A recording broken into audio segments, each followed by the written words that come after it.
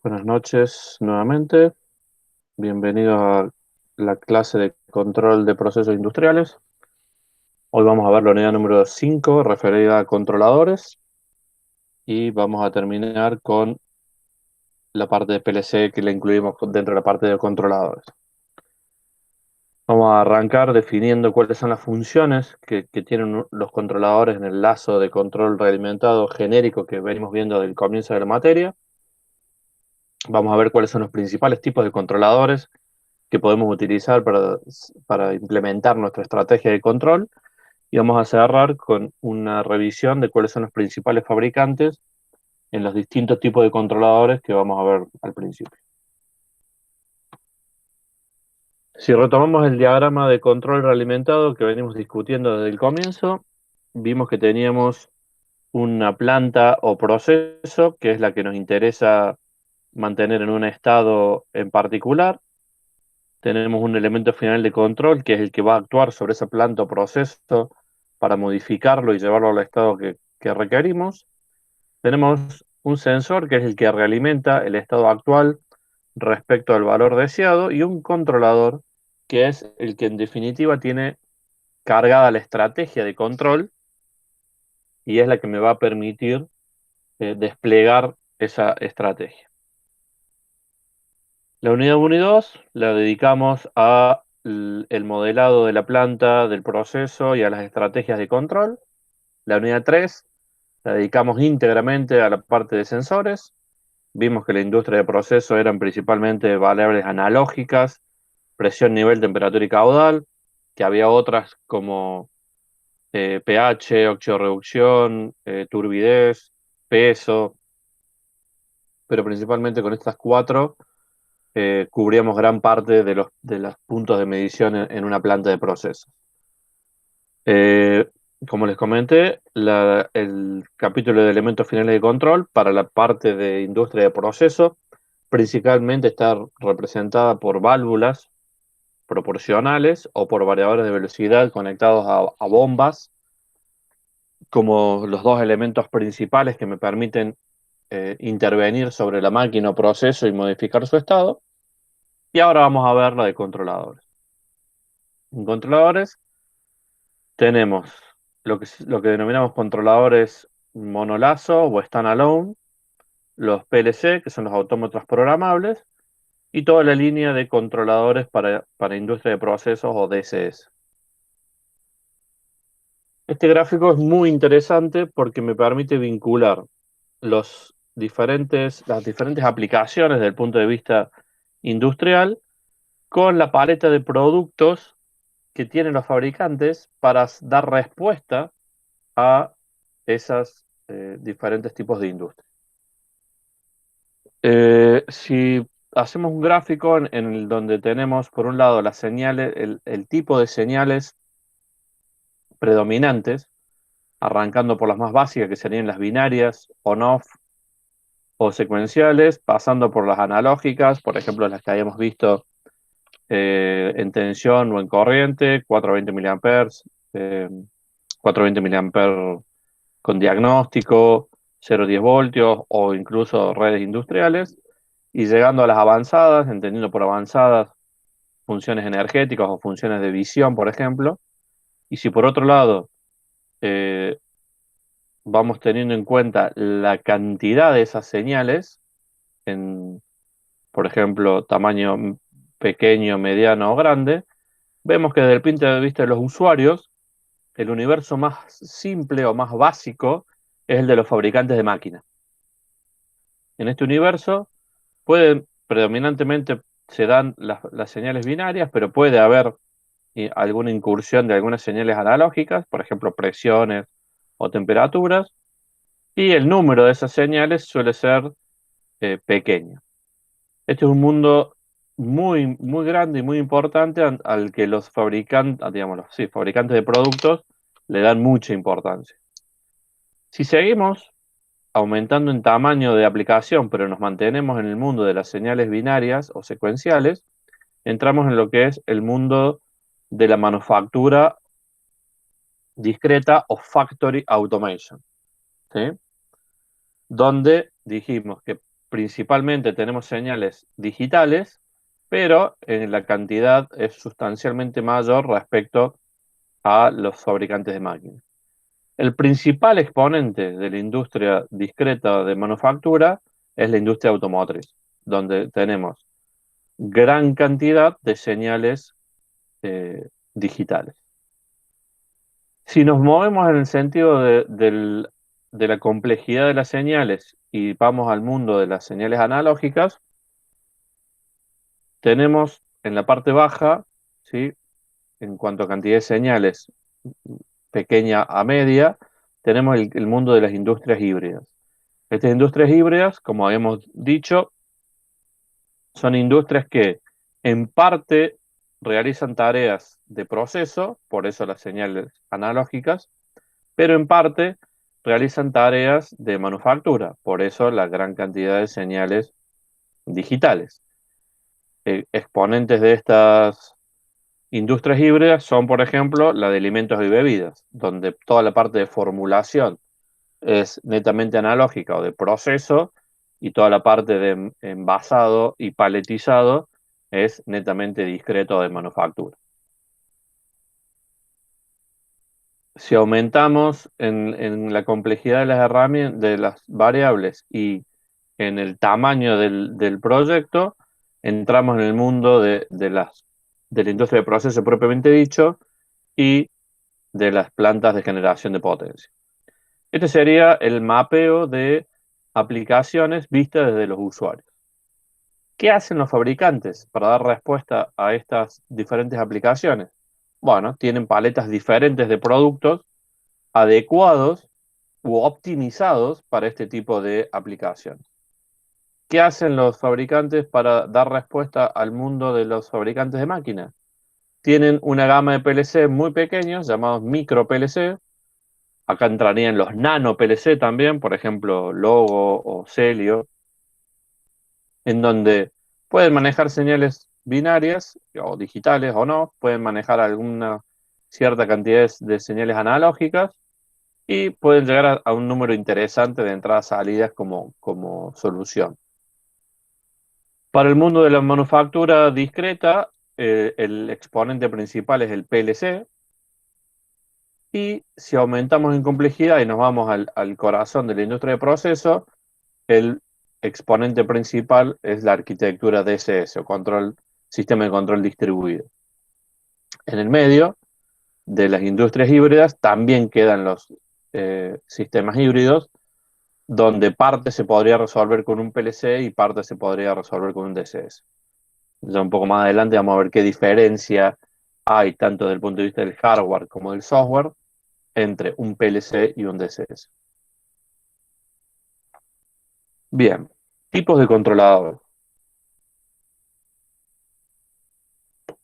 Desde el punto de vista del hardware, podemos identificar tres grandes grupos de controladores. Hay un cuarto grupo que se ha sumado recientemente, que es el de los PACs, que en realidad es una mezcla de los anteriores. El grupo más simple, casi que no podríamos llamarlo controlador, pero como por ahí algunas veces se utiliza, tiene una salida de contacto y se lo utiliza para accionar algún elemento final de control, son los indicadores digitales. Si aumentamos en complejidad, el siguiente es el controlador standalone o monolazo. Siguiendo, tenemos los PLC y DCS, y al final tenemos los llamados PACs o controladores de automatización programables, que ya vamos a ver que son una mezcla entre un PLC y una computadora. ¿Qué pinta tiene un controlador, un indicador, perdón, que es el más simple? Todos los controladores que vamos a ver ahora, de tanto indicadores como controladores standalone, tienen el mismo formato físico. Es muy difícil darse cuenta, de hecho casi imposible, mirando el frente del instrumento, saber si es un indicador o un controlador, ¿sí? El tamaño está normalizado. Por lo general pueden venir con algún tipo de indicador ya con unidades, por ejemplo, este en grados centígrados, o sin unidades. Pueden venir con algún formato solo de gráficos, perdón, solo texto o de gráficos, por ejemplo, este que tenemos acá. Eh, Son bastante compactos y las características principales son estas que están acá. Entradas, tipo de entrada.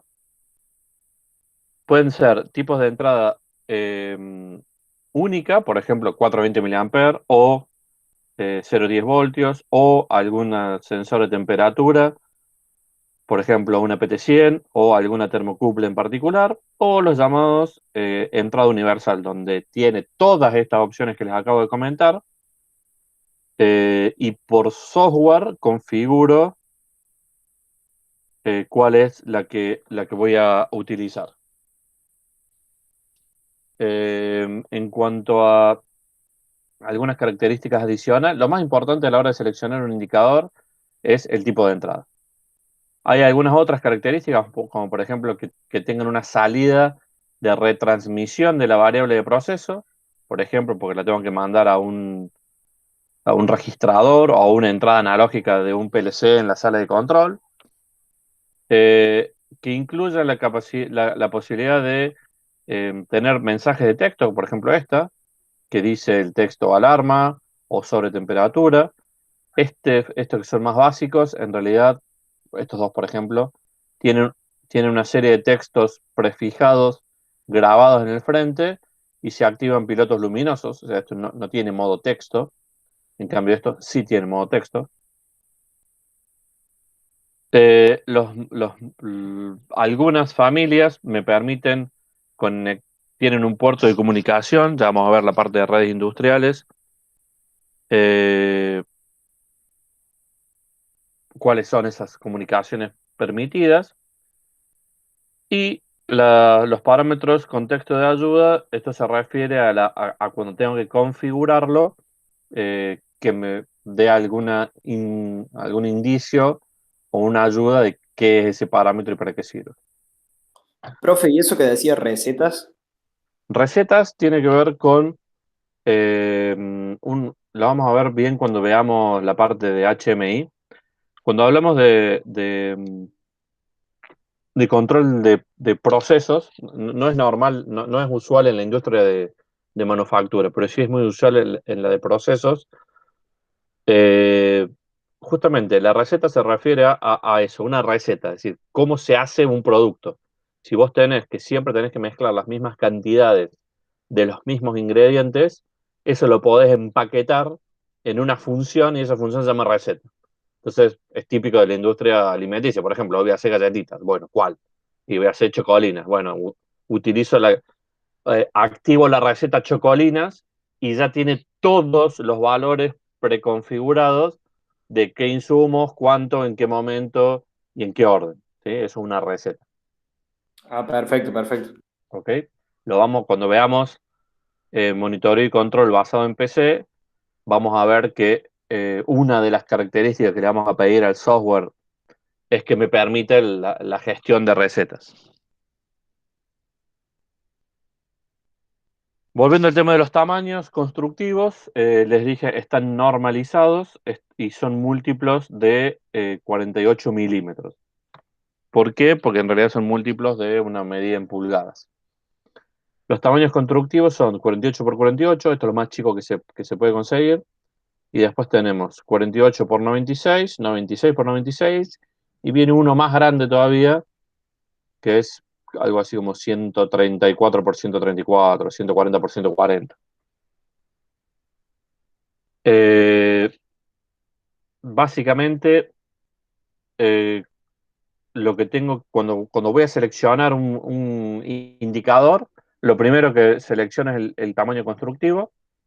El tamaño constructivo va a depender desde básicamente de cuestiones ergonómicas, en dónde va a estar montado y desde dónde necesito que el operador o el usuario tenga acceso a la lectura, ¿sí?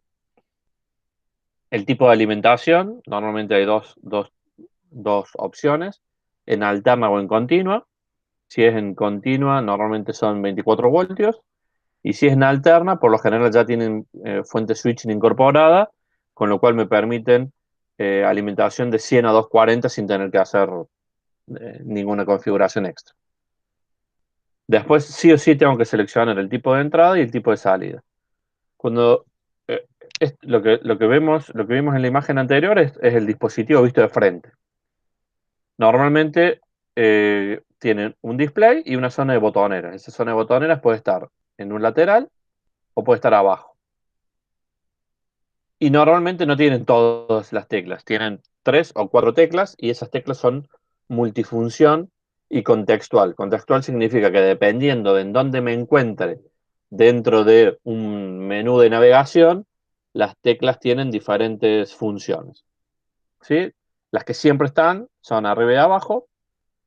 Después suele haber una para ingresar en modo de programación y suelen tener alguna combinación especial. Por ejemplo, si toco arriba y abajo al mismo tiempo, entro en un determinado menú. Si toco arriba y abajo durante otro determinado tiempo, entro en un modo de configuración o en un modo de calibración. Eso no está normalizado. Necesito leer sí o sí el manual de cada uno de los equipos porque cada fabricante lo implementa de una manera diferente. Si damos vuelta al dispositivo, lo que tenemos en la parte opuesta al display es la bornera. Esas borneras normalmente tienen una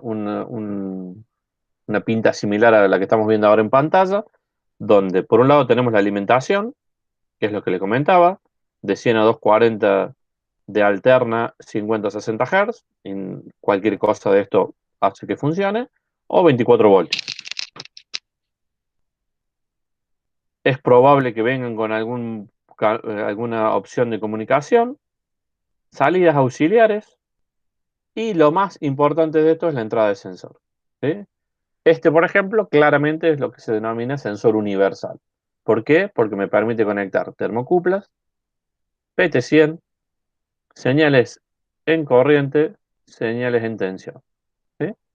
Entonces, cualquiera de este tipo de señales que tenga que conectar, la puedo conectar y después cuando entre al menú de configuración, me va a preguntar qué tipo de sensor tenés conectado.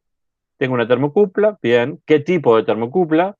Termocupla tipo J, termocupla tipo K, termocupla tipo S, o tengo una PT100, o tengo una señal de 420 mA o 0,10 voltios o lo que sea. En los formatos más compactos suelen tener, que es el de 48 por 48, suele tener 2 pisos esta bornera, pues si no, no tengo espacio físico para hacer todas las conexiones. Y en las de 48 por 96 suelo tener, digamos, al tener más espacio físico, suelen tener solo un piso. Los menús de configuración. Los menús de configuración, estos indicadores no se programan, se configuran. ¿Qué diferencia hay entre programar y configurar? Que en la configuración lo único que puedo hacer es activar valores predefinidos, ¿sí? En función de una tabla que me da el fabricante. Entonces, por ejemplo, para este controlador en particular, puedo seleccionar estos tipos de termocupla, para lo cual en el juego de parámetros 1, eso significa acá, el primer dígito, tengo que poner alguna de estas letras. ¿Sí? Por ejemplo, acá tiene una K, significa que este equipo está configurado para que en su entrada tenga una termocupla tipo K. Si quisiera tener una PT100, lo que hago es, cuando entro en el menú de configuración, hago que este primer dígito sea una P. Y si quiero una señal en 420 mA, hago que este primer dígito sea un 4. Eso significa configurar. Después, si lo que estoy midiendo es una temperatura, me permite seleccionar el tipo de unidad. ¿Sí? Habíamos dicho grados Celsius, grados Fahrenheit o grados Kelvin, sin unidad o un valor porcentual. Si lo que quiero medir no es una temperatura, sino algún otro tipo de variable, me permite una segunda tabla, seleccionar entre variables de presión o porcentajes. El tercer dígito se refiere al punto decimal, es decir, cuando yo veo de frente el número, ¿sí? Acá tengo 40, pero puedo querer leer 40.0 o 40.00. ¿Cómo hago eso? Seleccionando el punto decimal, ¿sí? Si pongo un 0 en este valor, no tiene punto decimal, un decimal, dos decimales, tres decimales y cuatro decimales. ¿Ok? Luego me permite configurar algunas características del el panel frontal. Por ejemplo, el color del PV. PV es Process Value, es decir, el valor de la variable de proceso. Es en este equipo en particular, ¿no? La mayoría no tiene esta opción de multicolor. Pero este equipo me permite seleccionar que el valor lo visualice en verde, en rojo, cambio de color en caso de alarma. Y este me permite configurar qué variables quiero que se vean en la pantalla de inicio. Solo la variable de proceso, solo la alarma, la variable de proceso y la alarma. Estas tablas, como les digo, no están estandarizadas. Cada instrumento viene con un manual y debemos buscar en el manual cuál es el significado de cada uno de los dígitos del juego de configuración para poder configurarlo de acuerdo a mi aplicación.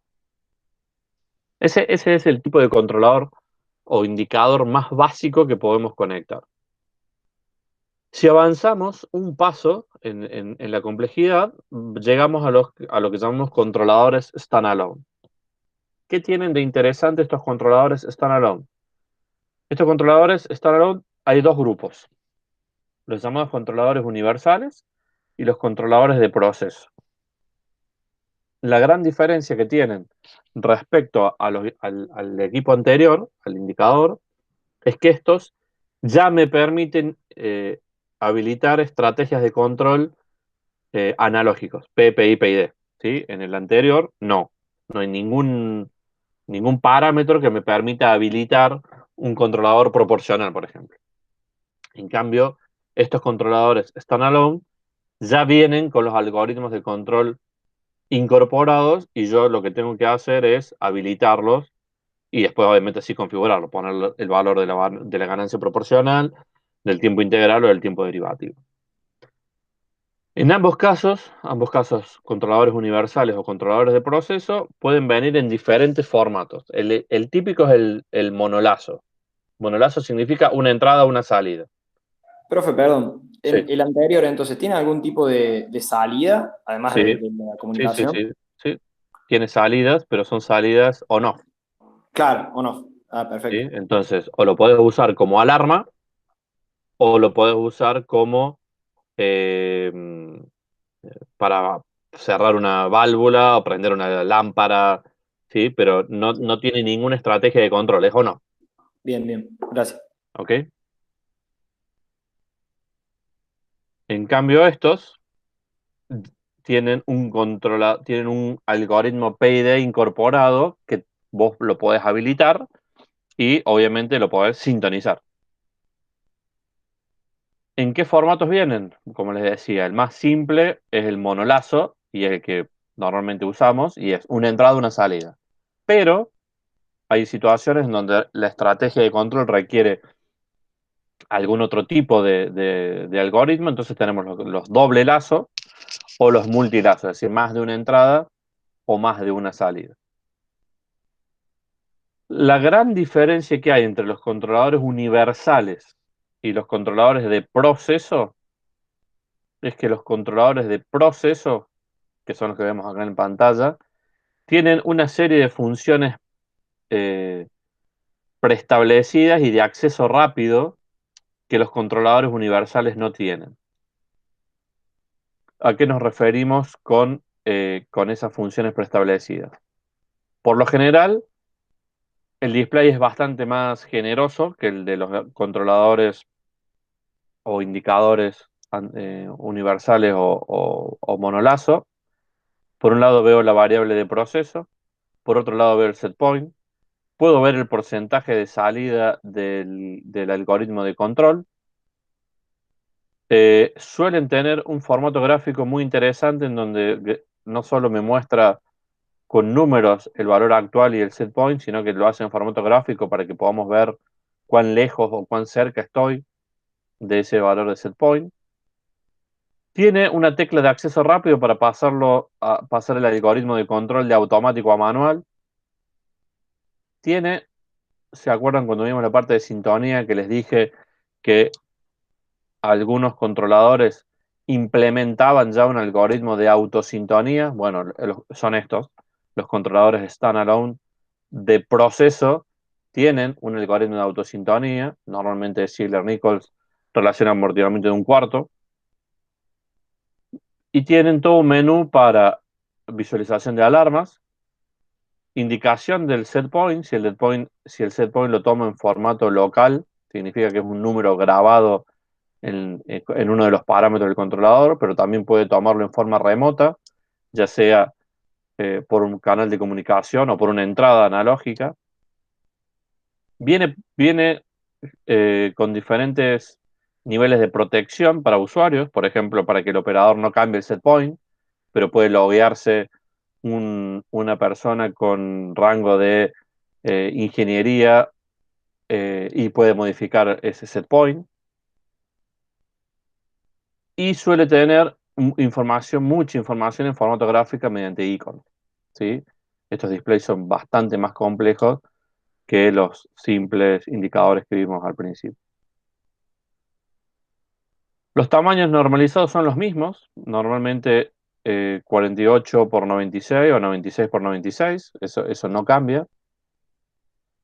Y tienen alguna serie de recomendaciones en cuanto a ergonomía, en cuanto al montaje,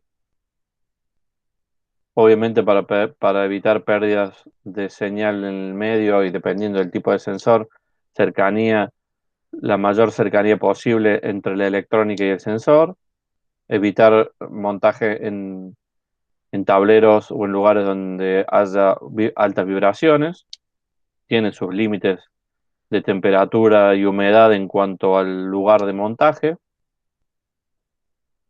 Y si lo damos vuelta y vemos en la parte posterior, vamos a encontrar una bornera similar a la de los indicadores, pero con un montón más de señales, ¿sí?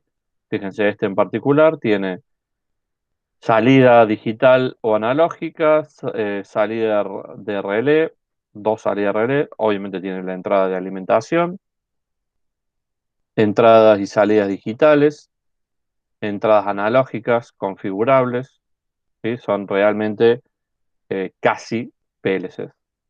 ¿Cuál es la diferencia?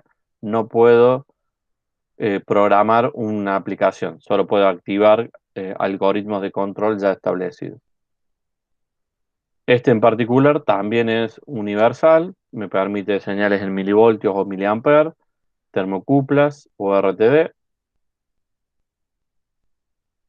¿Y cómo, cómo hacemos para configurarlos? Lo que yo les comentaba en el en el primer ejemplo, en el de los indicadores, era mediante la botonera del frente. Cuando el equipo tiene pocos parámetros para configurar, esa es una opción muy válida. Cuando vamos a los controladores, estos standalone de procesos, ya no es tan simple configurarlos desde el panel frontal, porque la cantidad de parámetros que tenemos que configurar es bastante importante. La mayoría de los fabricantes me permiten hacer una configuración por software.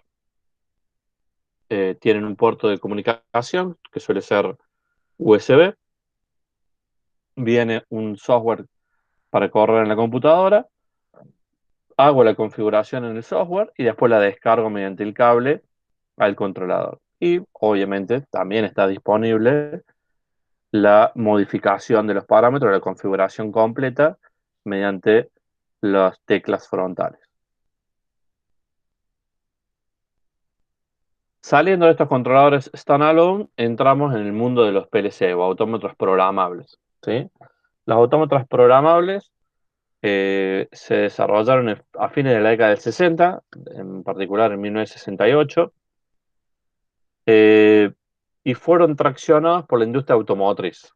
En ese momento, lo que existía como herramienta tecnológica para implementar los sistemas de control de la industria de manufactura era lo que se llamaba lógica cableada. En esa lógica cableada, mediante elementos discretos, que eran bastante pocos, eran memorias, contactores, contadores y timers. Con esos cuatro elementos se armaba toda la lógica de funcionamiento mediante cables, por eso se llamaba lógica cableada. Eso, una vez instalado, funcionaba muy bien, tenía dos grandes inconvenientes. Primero, la cantidad de posibles puntos de falla, ¿sí? Por la cantidad de cables que implicaban esas lógicas cableadas. Y por otro lado, cada vez que yo tenía que modificar mi lógica de control, tenía que recablear todo el tablero. La industria automotriz, cada vez que tenía que implementar un cambio de modelo en la línea de producción, básicamente tenía que tirar toda la sala de control y hacerla de nuevo. En esa época entonces, la General Motors lo que dice es saca una especificación tipo concurso diciendo que necesitaba alguien que desarrollara una propuesta tecnológica que reemplazara esa lógica cableada. En esa época, la empresa GM Hydromatic solicitó este concurso y la Bedford Associate de Boston fue la ganadora con un PLC que se llamó 084, justamente porque fue el número 84 el que funcionó. Los anteriores fueron todos prototipos. Esa empresa, la Bedford, para comercializar este nuevo invento, crea una compañía asociada a la cual llama Modicon. Modicon todavía existe, es del grupo Schneider, y esta fue la que inventó el PLC moderno. Fíjense, en 1968, durante muchos años, los fabricantes, eh, los principales fabricantes de PLC, tuvieron libertad para definir tanto las interfaces de hardware como de software, porque no había un estándar internacional que definiera los requisitos, tanto técnicos como de performance, referidos a PLC. Y tampoco, por ejemplo, los de comunicación. Entonces, realmente programar PLC en la década del 80 y en la década del 90 era muy complicado. Cada fabricante tenía su propio software o su propio entorno de programación.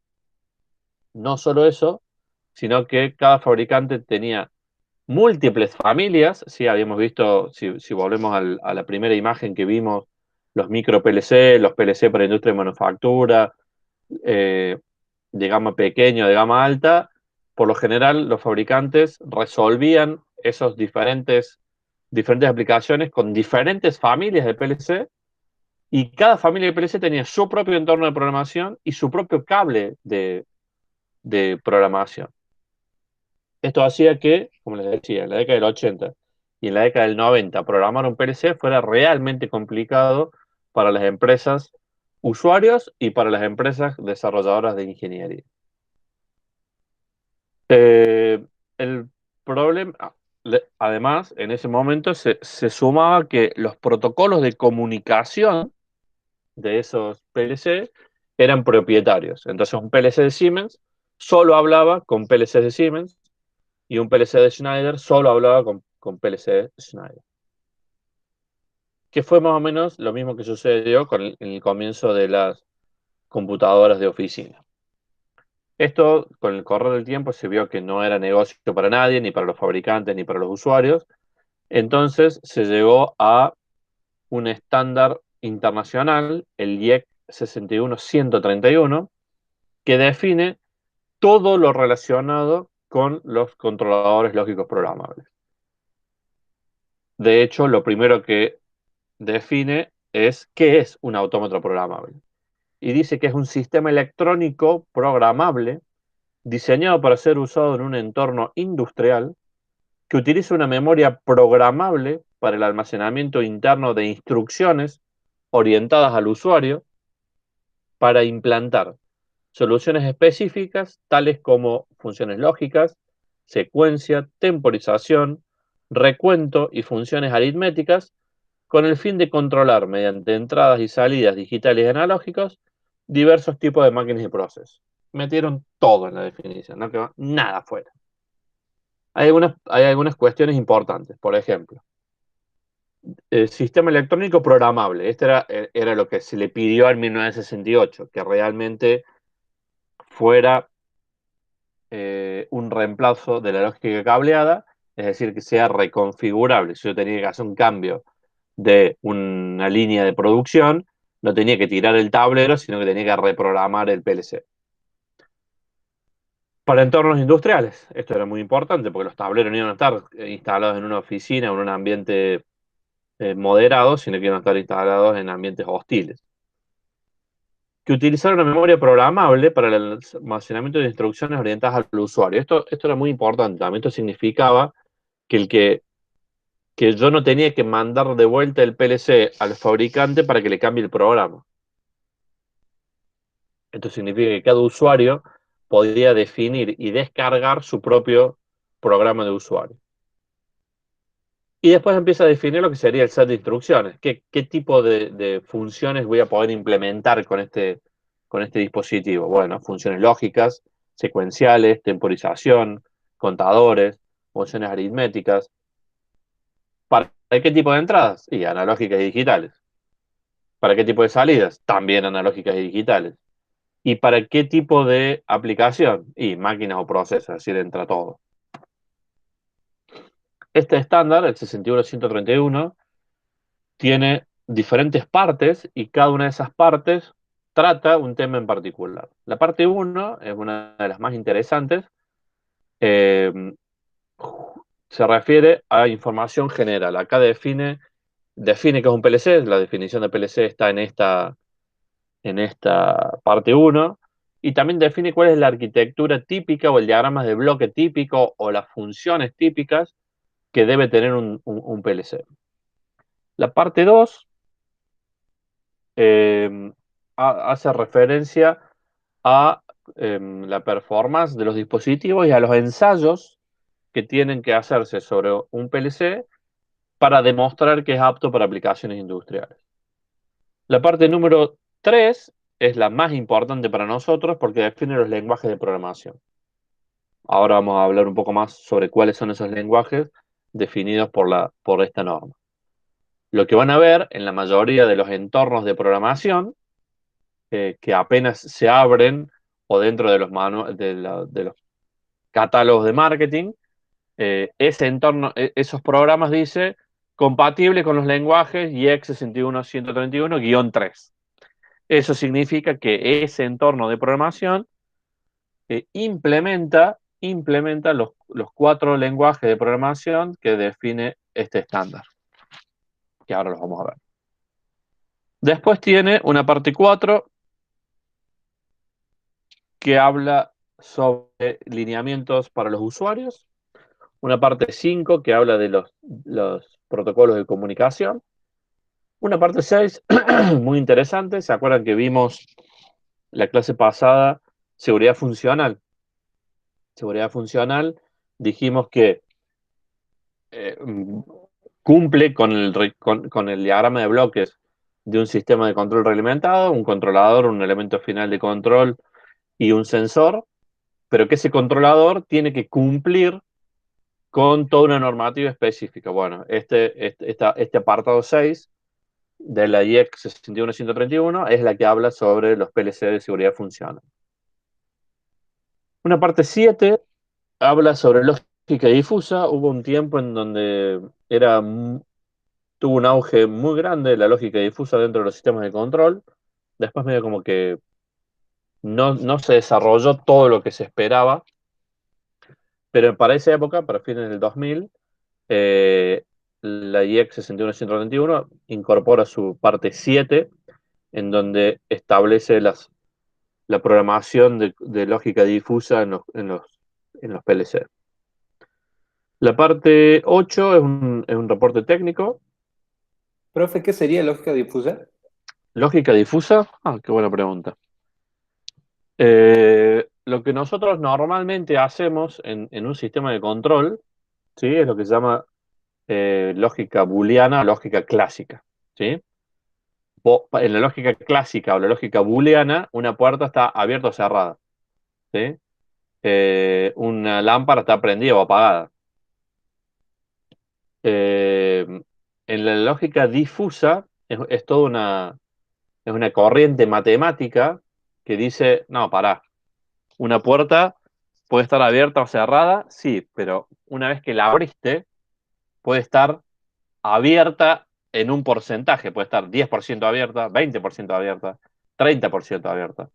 Entonces, si vos sabés cuánto de abierta está, por ejemplo, podés optimizar tu fuerza de cerrado. No es lo mismo que esté abierta al 100% y la tengas que cerrar, que esté abierta a un 10% y la tengas que cerrar. ¿Sí? Con la lógica clásica, vos no podés hacer esa distinción. La puerta está abierta o cerrada, y si está abierta, hace fuerza para cerrarla hasta que se cierre. No importa si está abierta 100% o 10%. La lógica difusa lo que hace es, primero, la primera etapa en la lógica difusa es definir los niveles de fusificación que se llaman. Es esto, por ejemplo.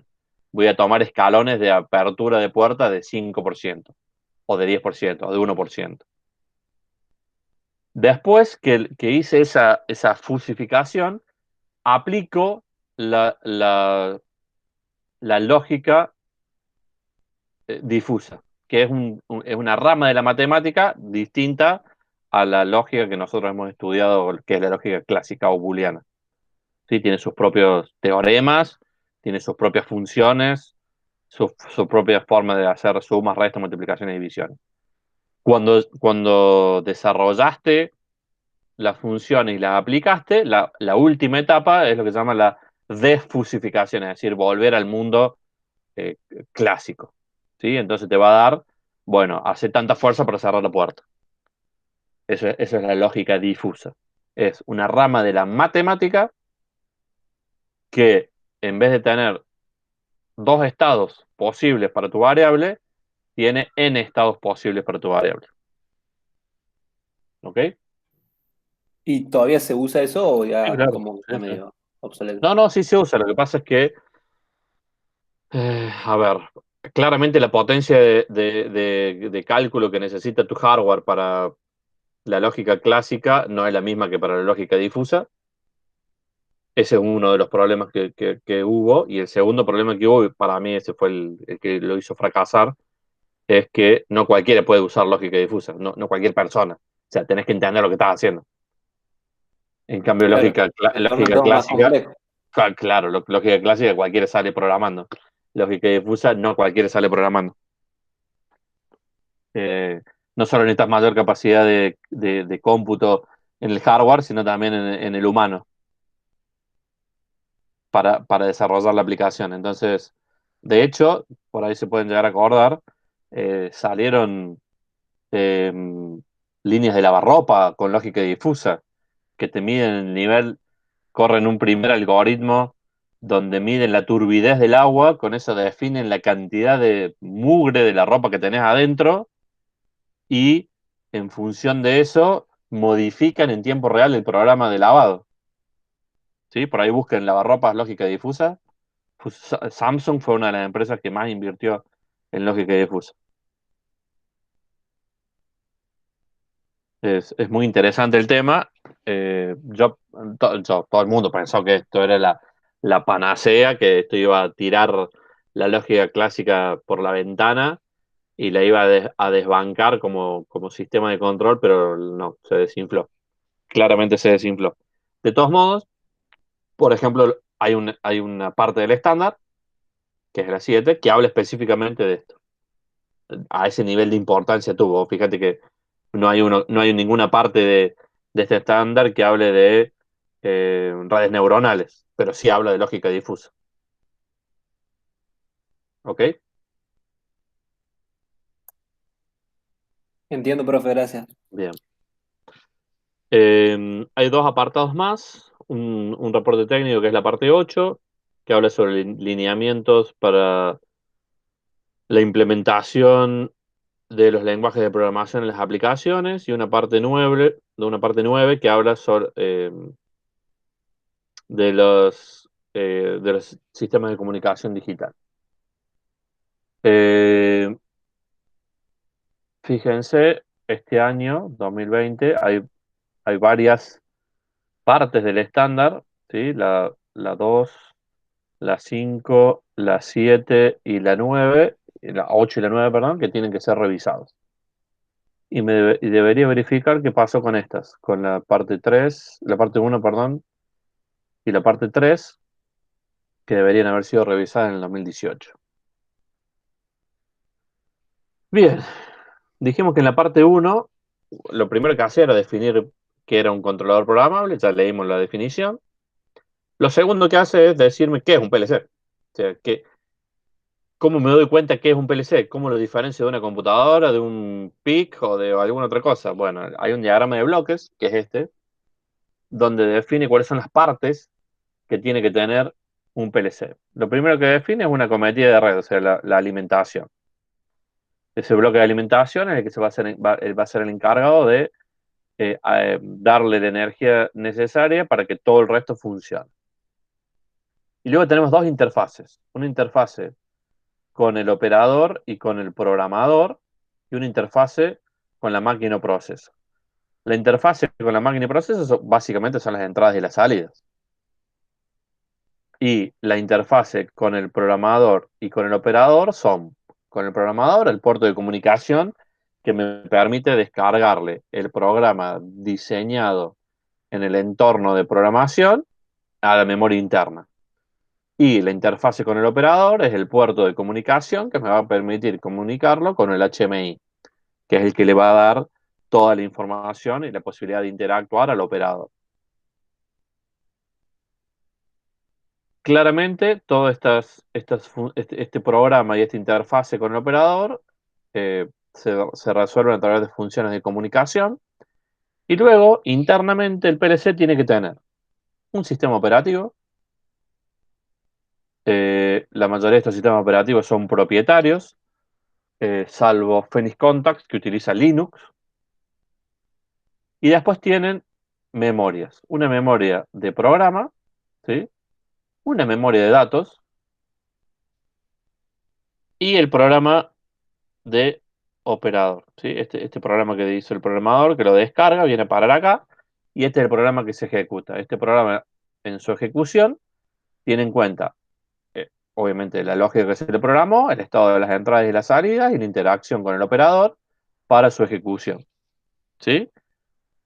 Y un set de instrucciones, que es el que me va a permitir desarrollar este programa de aplicación.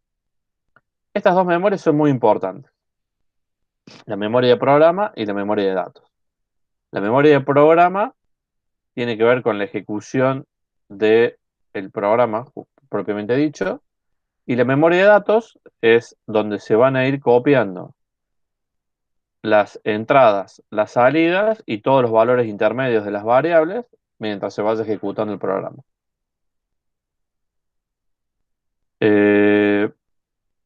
Lo vamos a ver un poco más adelante, pero la principal diferencia que hay entre la forma de ejecutar un programa entre un PLC, por ejemplo, y un microcontrolador, ¿sí? Por ejemplo, un PIC, es que el PLC tiene un ciclo de ejecución del programa, ¿sí? Lee las entradas, ejecuta el programa, activa las salidas, entra en un bloque de diagnóstico, entra en un responde a las comunicaciones con otros dispositivos, hace un autodiagnóstico y vuelve a empezar, ¿sí? Lo vamos a ver un poquito más adelante. ¿Qué tipos de estructura de PLC podemos encontrar? Al tipo de estructura, digamos, para que un PLC pueda funcionar, necesita tres componentes, siempre. Una fuente de alimentación, una CPU, sus entradas salidas y su puerto de comunicación. ¿Sí? Es lo que tenemos dibujado acá. Necesita una fuente de alimentación, sus entradas salidas, su puerto de comunicación. Sin un puerto de comunicación no podemos hacer nada. Y una CPU que contenga todas estas funcionalidades, ¿sí? Estas de acá. En función de cómo hagamos la composición de estos cuatro elementos, tenemos el formato compacto, el formato modular y el formato de rack o chasis. En el formato compacto, todo esto, fuente de alimentación, CPU, entradas de salidas y puerto de comunicación, está en un solo bloque, que es esto que tenemos acá. Esto es un PLC formato compacto. Uno de estos bornes es el de alimentación, el resto de los bornes son las entradas salidas. Abajo de esta tapita tiene el puerto de comunicación y claramente adentro está la CPU que ejecuta el programa, tiene el sistema operativo y las memorias de programa y la memoria de datos. ¿Sí? Esto es un PLC compacto. Que un PLC sea compacto no significa que no sea ampliable. ¿Sí? Lo que vemos acá abajo es un PLC compacto, ¿sí? Donde en este módulo central tengo la fuente de alimentación, la CPU, lo que se llaman entradas salidas integradas y el puerto de comunicación, ¿sí? O sea, claramente es del tipo compacto, pero es ampliable, ¿sí? Entonces, si necesito otro tipo de comunicación que no sea la del puerto de comunicación que trae el CPU, puedo agregarle, mediante módulos complementarios, otros tipos de comunicación, o si se me acabaron las entradas y las salidas integradas, puedo agregarle módulos de entradas y salidas analógicos y digitales. ¿Sí? Entonces, esto es un ejemplo de un PLC compacto, pero ampliable. El- la gran diferencia que hay con los PLC del tipo modular es que cada una de esas cuatro funciones la ejecuta, la implemento con un módulo diferente. Por eso es modular. Tengo un módulo que es la fuente de alimentación, un módulo que es la CPU, otro módulo que es el módulo de comunicación y todas las entradas y salidas analógicas, digitales o especiales son también módulos eh, individuales. ¿Sí? Entonces, es- esto que estamos viendo en la pantalla es un PLC del tipo modular. Tengo que elegir la fuente, tengo que elegir la CPU, tengo que elegir el módulo de comunicación y la cantidad de entradas y salidas que necesite mi aplicación. El tercer formato es como el modular, pero en vez de ser módulos individuales que se conectan a través de un que se llama un peine, una bornerita que tiene atrás, tengo un bastidor o chasis o rack y cada uno de esos módulos, fuente, CPU, módulo de comunicación y entradas y salidas, los monto sobre ese bastidor o chasis. ¿Sí? Cuando lo veo de frente, veo esto, pero en realidad el despiece es este. Es un bastidor o chasis y cada una de las placas que conforman esas funciones. Fuente de alimentación, CPU, módulo de comunicación y todas las entradas y salidas que necesite.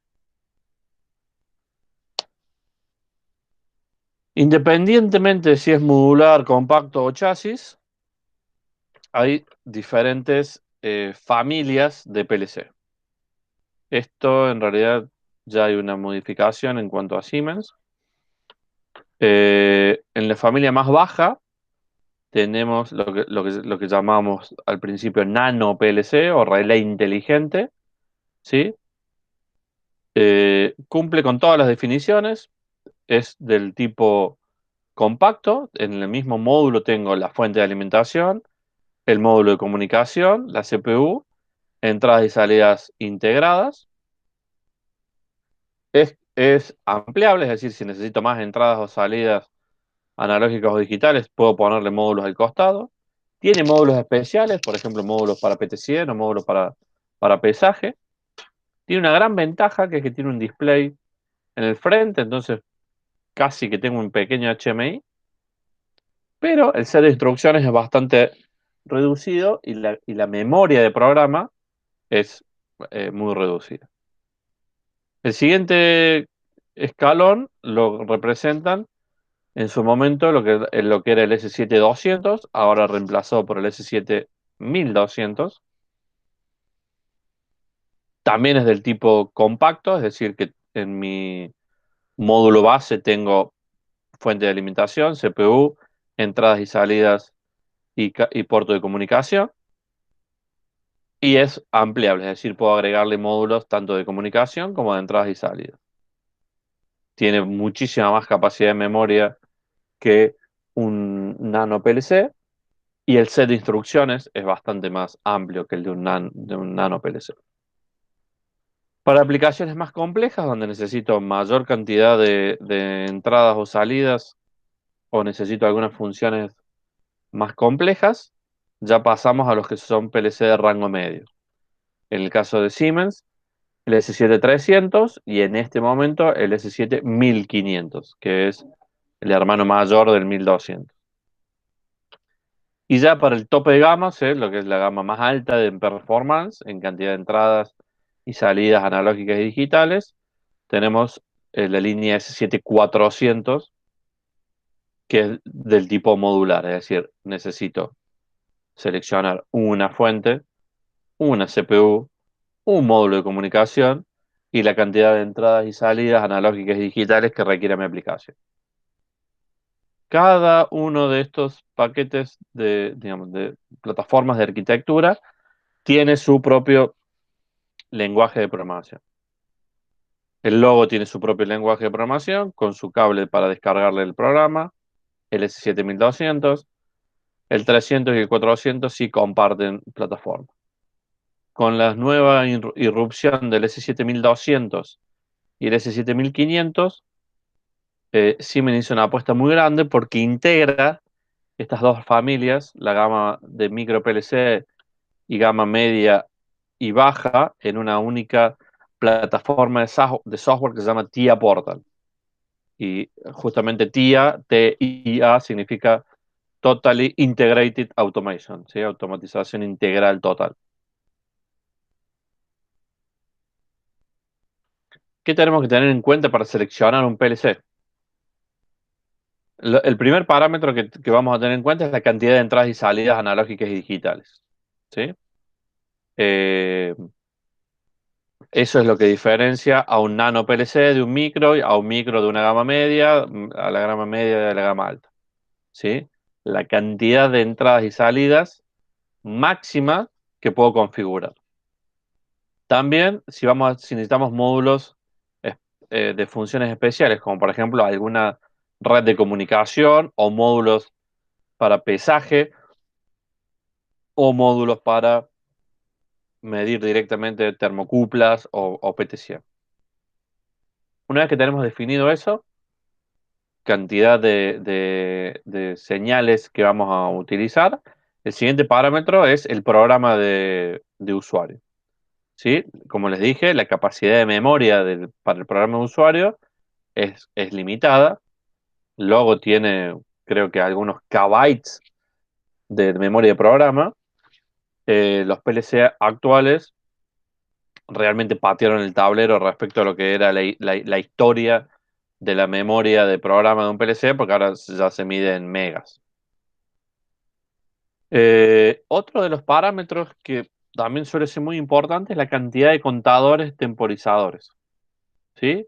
Si alguna vez programaron un logo, por ejemplo, van a ver que no tiene contadores infinitos. Tiene un número y un número bastante limitado. Tiene 8 o 10 contadores, ¿sí? ¿Por qué? Y justamente porque están pensados para aplicaciones básicas. Si necesito usar más contadores o más timers, no puedo usar esa familia y tengo que pasar a la siguiente. Otro de los parámetros a la hora de seleccionar un controlador programable es el del lenguaje de programación. Eso lo vamos a ver un poquito más adelante. ¿Cuáles son los 4 lenguajes que define la parte 3 de la IEC, la 61131-3, y en qué casos se utiliza principalmente cada uno? Así que eso lo vamos a dejar abierto. Capacidad de realizar conexiones en red con otros PLCs y el módulo de comunicación. También puede ser importante a la hora de seleccionar una familia de PLC. Eso tenía más importancia hace unos años. Hoy no. Hoy la mayoría de los fabricantes tienen módulo de comunicación para todos los protocolos de red. Eso ya no es una limitante. En algún momento lo fue. Claramente el respaldo de la compañía fabricante, tanto en la etapa de especificación y venta, como luego de servicio y repuestos. Eh, hay una gama de proveedores internacionales donde uno sabe que siempre va a tener ese respaldo. Hay algunos otros PLC que no tienen tanto respaldo, pero son más baratos. Y compatibilidad con equipos de otras gamas. Es decir, si tengo que conectar a ese equipo para que interactúe con otros dispositivos, la posibilidad de hacerlo. Uno de los temas que mencioné recién en la etapa de selección eran los lenguajes de programación. Bueno, ¿cuáles son esos lenguajes que define la parte 3 de la norma? En la parte 3 de la norma define 4 lenguajes de programación, 2 de tipo gráfico y 2 de tipo texto. Los 2 de tipo gráfico, uno se llama diagrama de escalera o ladder, y este es el primer lenguaje que existió dentro de los PLC. ¿Por qué? Porque justamente como el PLC original lo que pretendía era reemplazar la lógica cableada, uno de los requisitos que puso la General Motors era que el lenguaje de programación que se implementara fuera entendible por los electricistas de esa época.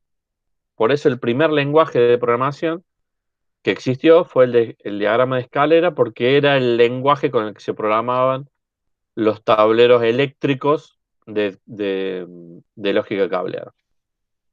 El otro lenguaje de tipo gráfico que existe es el que se llama de bloques funcionales o function block diagrams, y este, por ejemplo, es el primer lenguaje que tuvieron los sistemas de control distribuido. Los nano PLC, por ejemplo, el Lobo, en sus primeras versiones, solo implementaba este lenguaje de programación, el de bloques funcionales. Los 2 lenguajes de tipo texto, uno es el llamado lista de instrucciones o instruction list. Esto es lo más parecido a un assembler, es un código de máquina. Y por último, el texto estructurado. El texto estructurado es lo más parecido a un C, por ejemplo.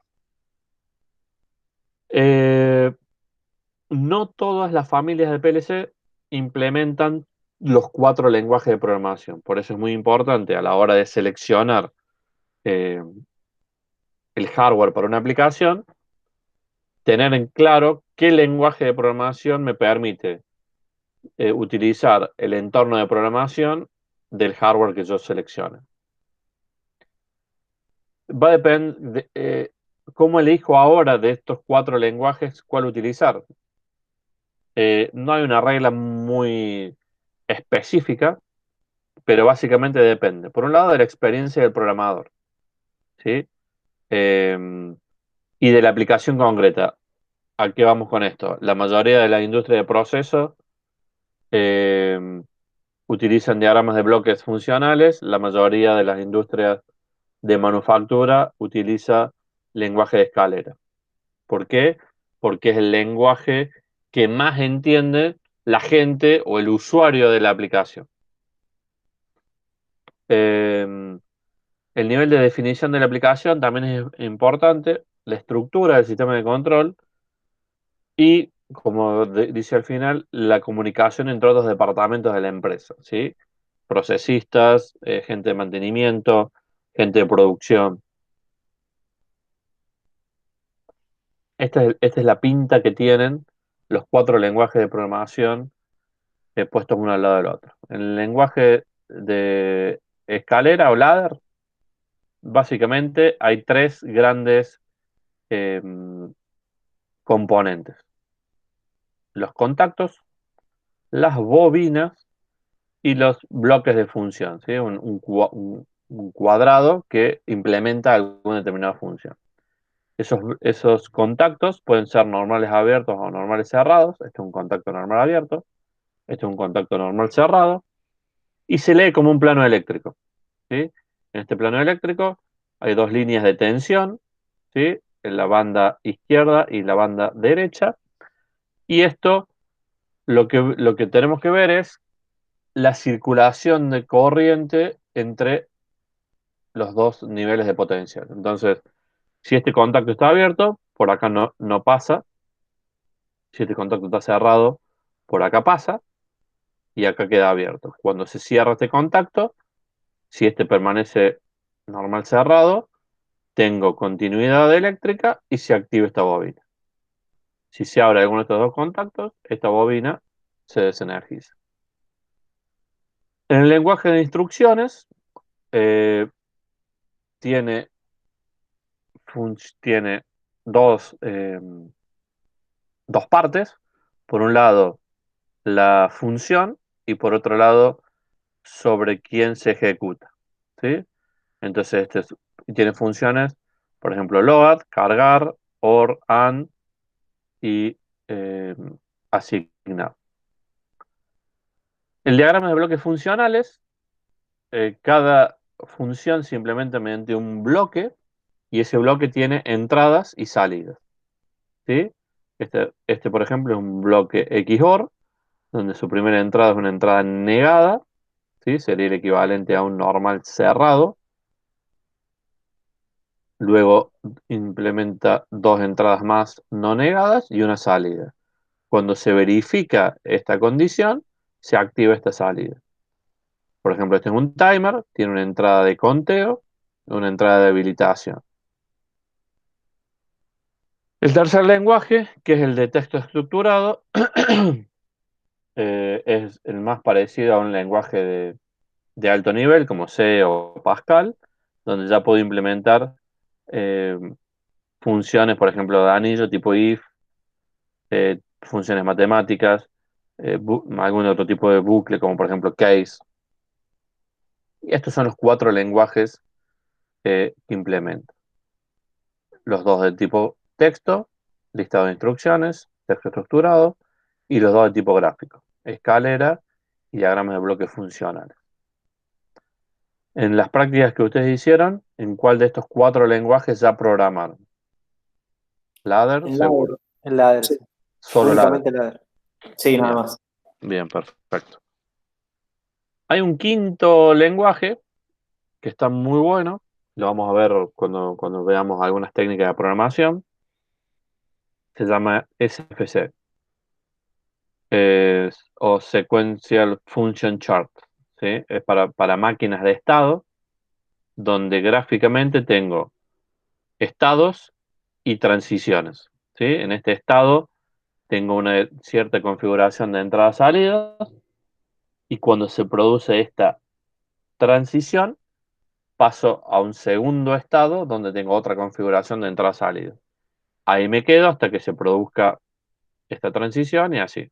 Esto es una forma, cuando la clase que viene vamos a verla, lo que se puede programar utilizando este lenguaje, que algunos fabricantes lo implementan como un quinto lenguaje, o lo podemos hacer a mano. Nosotros vamos a ver para implementarlo a mano, digamos, por si el PLC no implementa este lenguaje. ¿Cómo sería entonces un proyecto con un PLC? Primero especifico mi sistema, es decir, la aplicación. Siempre manda la aplicación.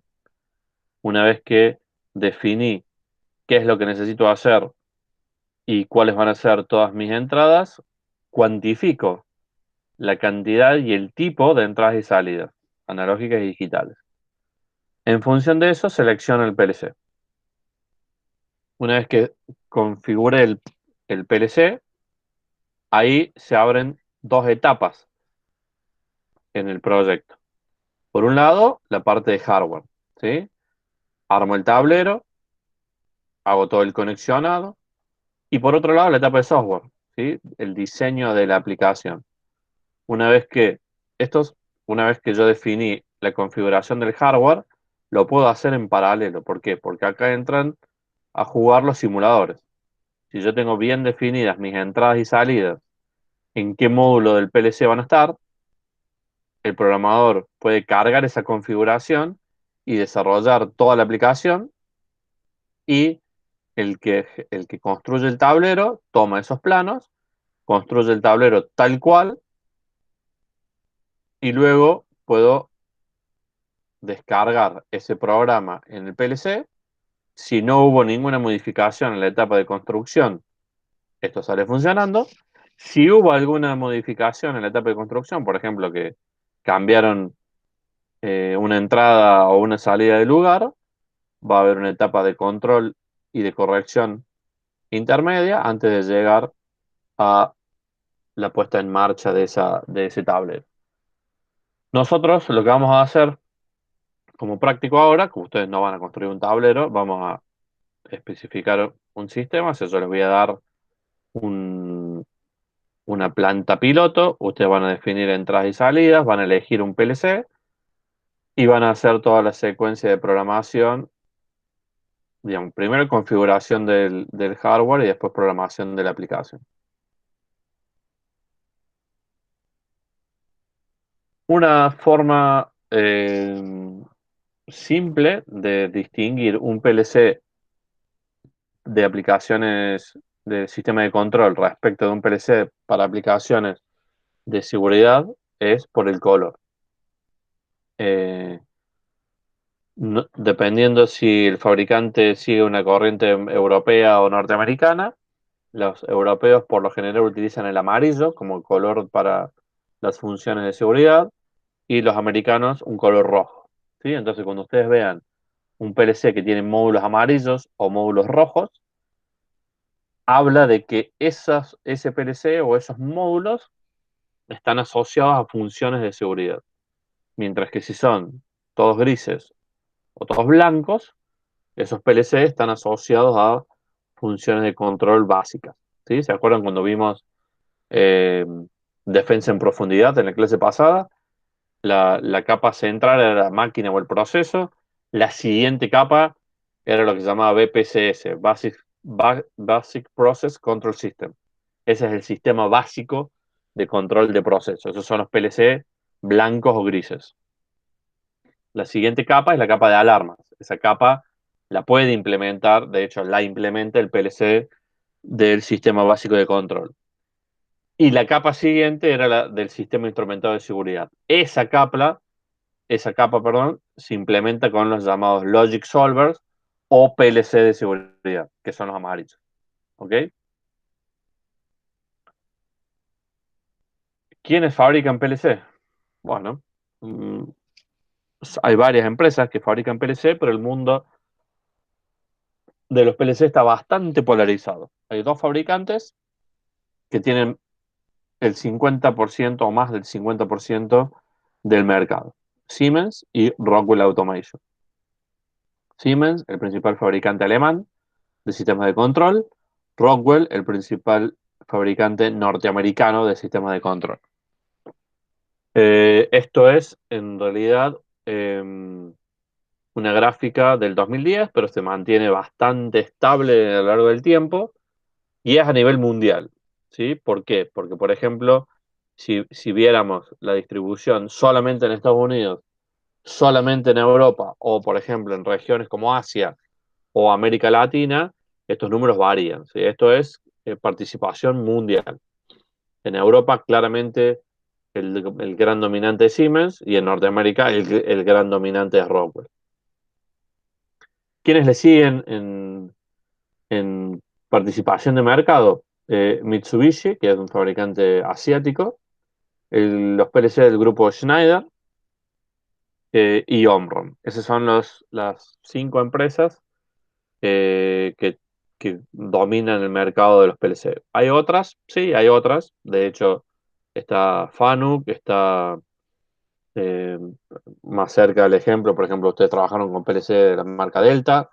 Está Phoenix Contact, está Weissmuller como fabricantes europeos, pero su participación de mercado es bastante pequeña. En esta, en esta página, en esta transparencia, están los links a las páginas específicas de los controladores programables dentro de cada fabricante. Estos fabricantes suelen ser multiproducto, ¿sí? Son monstruos, con lo cual es bastante fácil perderse en los sitios web. Por eso acá directamente apuntan a donde están los controladores. Bien, preguntas, dudas, comentarios.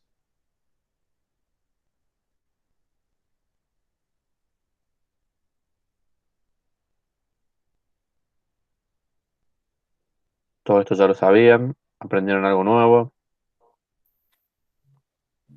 No, había muchas cosas que no habíamos visto, por lo Bien. menos.